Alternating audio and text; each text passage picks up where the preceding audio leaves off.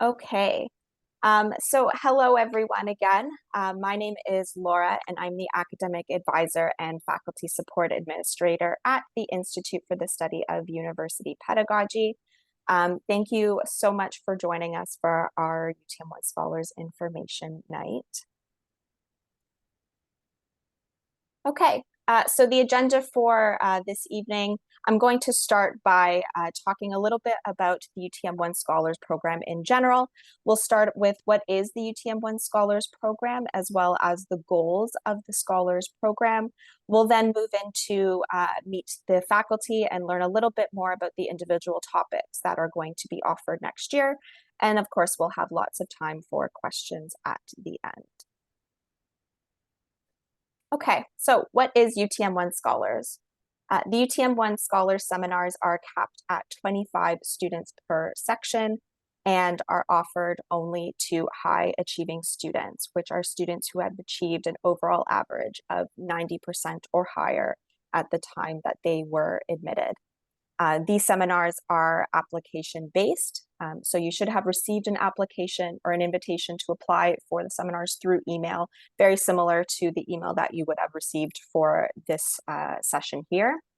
The deadline to submit an application is Monday, June 17th, which is next Monday at 11:59 Eastern Time.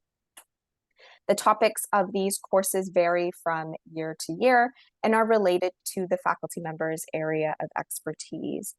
However, all seminars do have the same learning outcomes, so students can only enroll in one during their time here at UTM.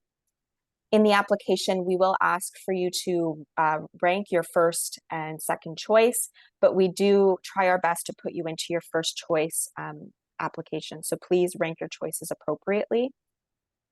The utmONE Scholars seminars are also interdisciplinary, which is why you may have noticed that the courses are associated with multiple distribution categories. So what are distribution categories? These categories refer to the distribution requirements that you must fulfill in order to complete your undergraduate degree here at UTM. So the categories are science, social science, and humanities. And you must complete 1 credit in each of the 3 distributions to meet this requirement. Note that you don't necessarily have to do this in your first year. You're welcome to do it at any point throughout your undergraduate degree. Another important thing to note is that you do not need to have any sort of prior knowledge in any of the topics, but we do ask that you have an openness to learning about a new area and a willingness to engage with and explore different perspectives. The utmONE Scholar Seminars are only offered to first-year students and focus on developing the research and communication skills needed to succeed in university. Another unique feature of the utmONE Scholar Seminars is that they typically conclude with a final culminating project rather than a traditional exam.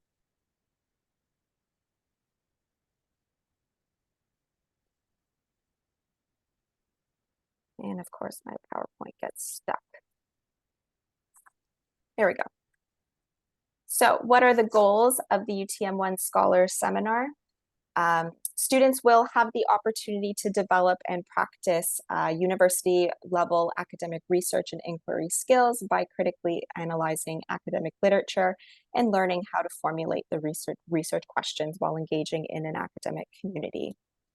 You'll also facilitate dialogue and discussion, ultimately increasing your confidence in communicating your ideas to a variety of audiences. And you'll also develop a deep approach to learning through reflection, critical thinking, and collaboration. Lastly, and arguably most importantly, utmONE Scholars courses foster a sense of belonging and connection to the academic and campus community, being able to connect with your professor and your peers in a small class environment.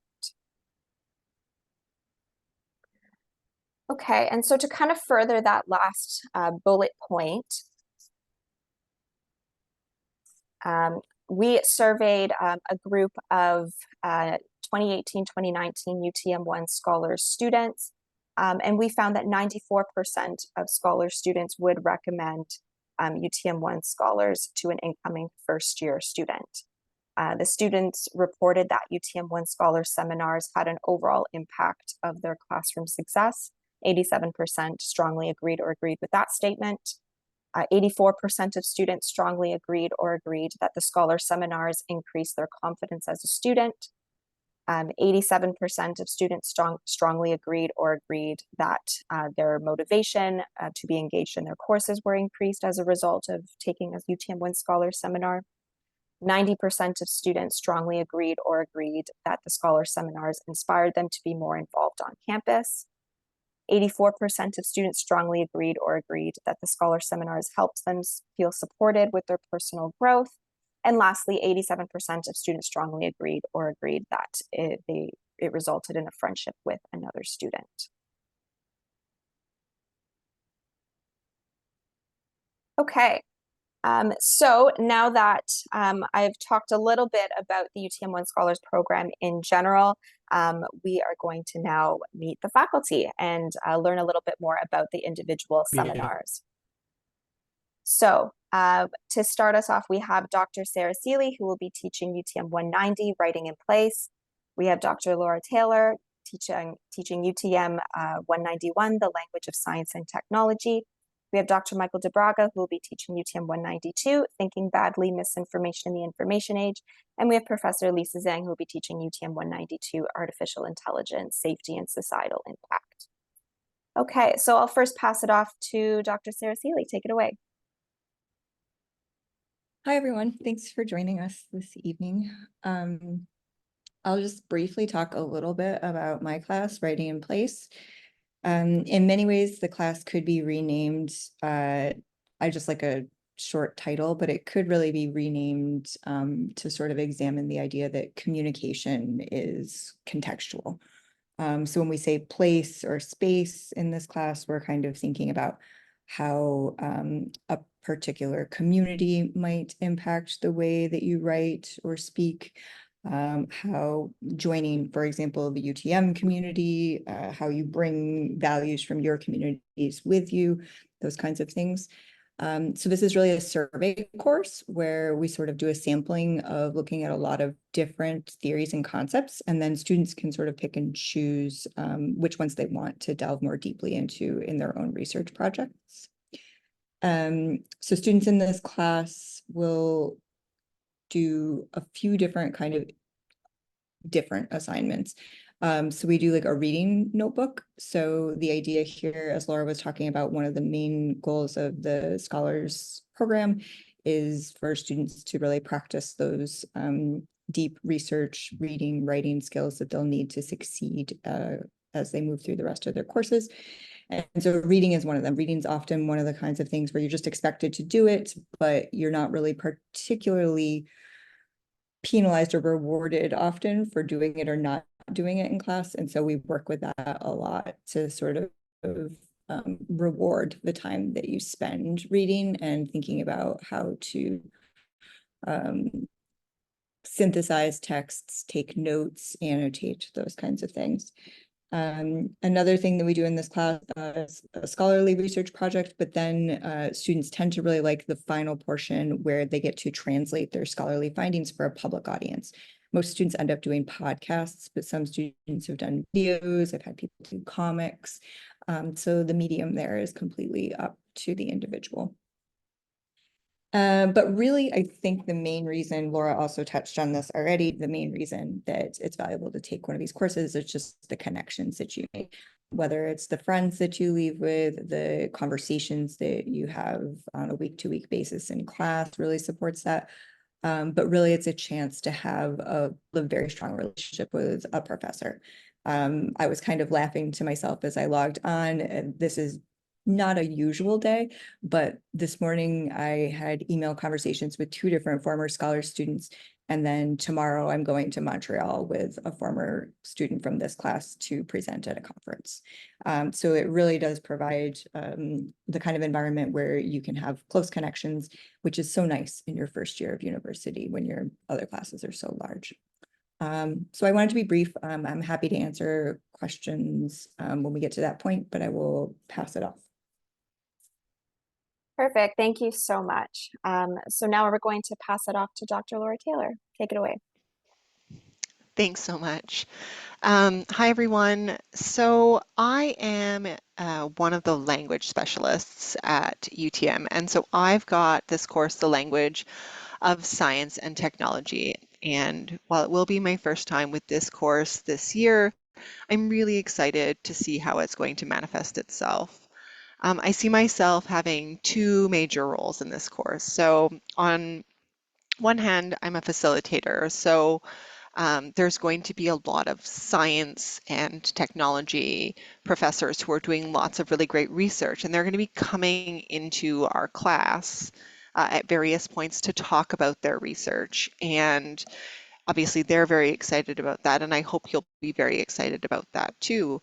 Um, and with those connections that Sarah was talking about, this is sort of that opportunity to build those connections and learn about the work that other professors are doing with their research, so that if you wanted to do like a research project later on in your university studies, you already have that connection. You've already met the people that you potentially would like to work with. So on one hand, my job is there, but my job extends beyond that, because what I'm really interested in this course is talking about the research and how that research gets circulated. So a lot of the times these professors are doing really great research and they're publishing really great articles that are associated with that. And so we're going to pick a piece of the articles or the book chapters that these professors have published, and we're going to delve into it a little bit deeper. So we're going to talk about, what makes a good science abstract, or how figures are appropriately labeled.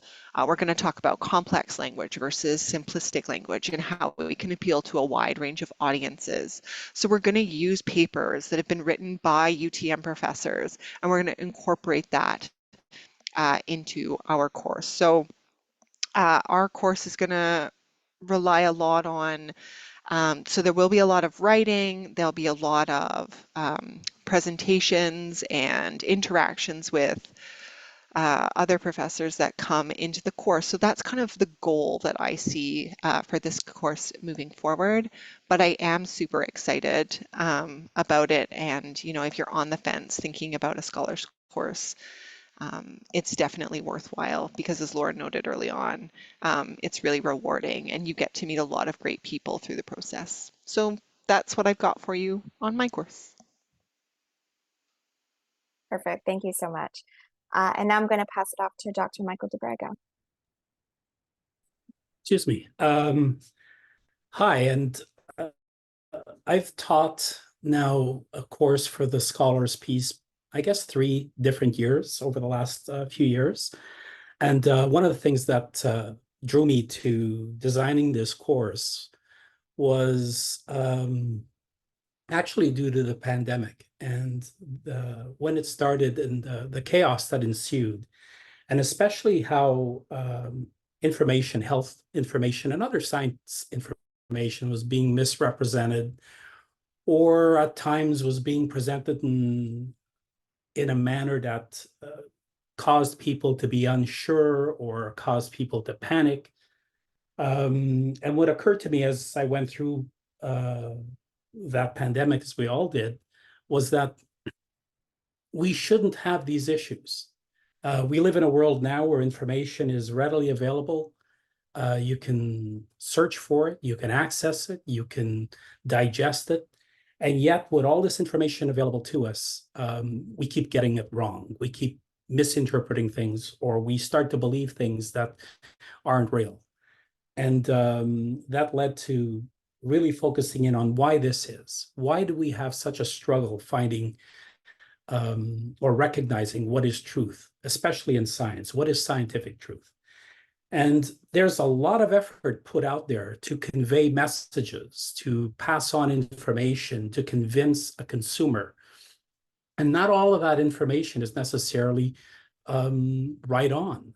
A lot of it sometimes is really designed to convince you to pursue a particular avenue because it expedites a certain belief system and so on, but it doesn't really convey the right information. And specifically with respect to 2 topics in particular, obviously health, because that was the impetus for creating this course, And ultimately, because of my background and my training in paleontology, and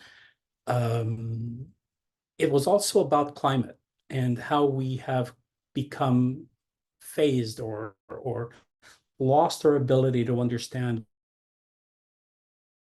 what it is. The panic over climate change is extreme from one side, or completely disregarded by the other. And both are incorrect. Climate has always changed. It will continue to change. In fact, it's the reason why we're here. If climate had not changed, humans would not have evolved. So climate change is a necessary aspect of the evolutionary history of our planet, but it's also misrepresented. And again, due to a lot of reasons, for very often associated with monetary gains. So in this course, what I do is I provide you with opportunities to explore current arguments, especially around health policies and around climate. It's a very discussion-oriented course. I do a presentation at the beginning of the lecture, and then we're basically in discussion mode. The primary target of the course is a research project, which is in effect a policy brief that you're putting together. Students over the last couple of years have had success in actually getting some of these published. And other students, because we're such a small group, have created or established a rapport with me and with other colleagues. And that's the biggest thing. And Laura pointed out to that at the very beginning, that there's only 25 of you in these courses. And that is so different from virtually all of your other first-year courses. You get to meet faculty, you get to interact with them. I usually have guest presenters that come in. I had a director of infectious disease at Trillium Health Partners who came in and articulated misconceptions. I have other UTM faculty that also come in and discuss their areas of expertise in science communication and so on. So a lot of this is really about developing a sense as to what science is and who we should hold accountable, and very often also recognizing that scientists themselves can take a lot of the blame for the miscommunication. I think that's enough of an overview for now. Great, thank you. And lastly, I'm going to pass it up to Professor Lisa Zhang. Thanks, Laura. So my name is Lisa Zhang, and this is actually going to be my first time teaching a utmONE seminar, so I'm super, super excited. I normally teach upper year computer science courses, including the third year machine learning course at UTM, and oh boy, has machine learning been impacting our lives in such interesting ways recently. So what else has been really interesting is, so I completed graduate studies in machine learning in 2018. And back then, researchers and practitioners were just starting to realize that questions of societal impact, fairness of model decisions, data privacy, model explainability, all of these things are super, super important. Now, there were people who were interested in these topics way before that, but they were not taken as seriously as they are being taken right now. So I think it's a really interesting time to think about AI safety and study AI safety, which is really about how to prevent harm, both intentional and unintentional harm arising from the use of AI models. So we'll be considering this question or aspects of this question from an interdisciplinary perspective. So we'll be more focused on the important questions to ask, but also a little bit about both the technical and also policy collective action aspects of how we might get to a better place. So I'm also hoping to get some guest speakers as well, fingers crossed, from a variety of disciplines. So including people who are thinking about how to build tools, and also folks who are thinking about other forms of actions that we can take. So looking at this issue from a philosophical perspective, policy perspective, and so on. So this is really going to be an interdisciplinary type of course. So we'll consider specific issues as well, and we'll have lots and lots of discussions, including biases in AI models. So how are AI models encoding bias? Explainability, why is it important for us to be able to explain why AI models produce the results that they did? And maybe spend a little bit of time as well on issues related to artificial general intelligence, so how we might or might not be able to control something that might be way smarter than us. So there are some controversial topics that we will hope to cover as well, and hopefully help build a framework for exploring other issues. So the theme of writing for different kinds of audiences, so that has come up over and over again, and that would be true in this course as well. So we will be working on a paper focused on one aspect or one problem, along with possible approaches towards a solution. One last thing I want to mention is I might have said a bunch of new words. And if you don't know what all of those words mean, that's totally okay. No prior experience. We're going to go through definitions. What I guess all of us are looking for is that interest in becoming a scholar. Okay, perfect. Thank you so much to all of our faculty. That was just great introductions into the topics. Okay, so I am now going to stop the recording.